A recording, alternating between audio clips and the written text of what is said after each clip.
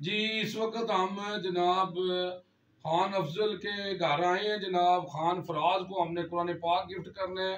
खान फराज साहब माशाल्लाह बहुत अच्छे बच्चे हैं। जनाब खान अफजल साहब के बेटे हैं। जनाब इनको कुरान पाक गिफ्ट करना है। कुरान पाक एक ऐसी किताब है जो अल्लाह के यहाँ महफूज है और अल्लाह ने इसकी कसम दी है कि इसको कोई बदल नहीं सकता। अगर हम इस पर अमल करें तो हमारी ज़िंदगी बदल सकती है।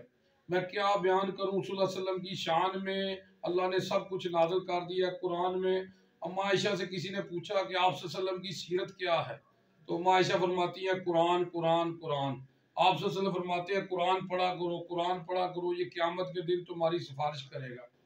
अल्लाहुम्मा सल्ली अला मोहम्मद। जी लो जी बेटा जी आपको कुरान पाक गिफ्ट कर रहे हैं। तो आपके बाबा तो घर नहीं है, तो उनको भी हमारा सलाम देना है जी कि हमने जनाब इशारा हुआ था उनसे मिलना था, तो मुलाकात नहीं हुई उनके साथ है जी। तो जनाब ये कुरान पाक आपने और आपने वादा करना है कि आपने ना सुबह उठ के ना इसको कुरान की एक आयत को पढ़ के समझना है, क्योंकि आप सल्लल्लाहु अलैहि वसल्लम फरमाते हैं अबू ज़र अगर सुबह सुबह तुम कुरान की एक आयत को पढ़ के समझ लो तो 100 नफलों का सवाब। तो ठीक है जी आप पढ़ेंगे जी।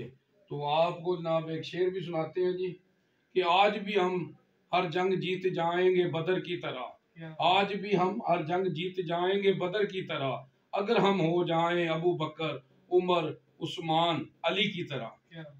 अल्लाहुम्मा सल्ली अला मोहम्मद जी।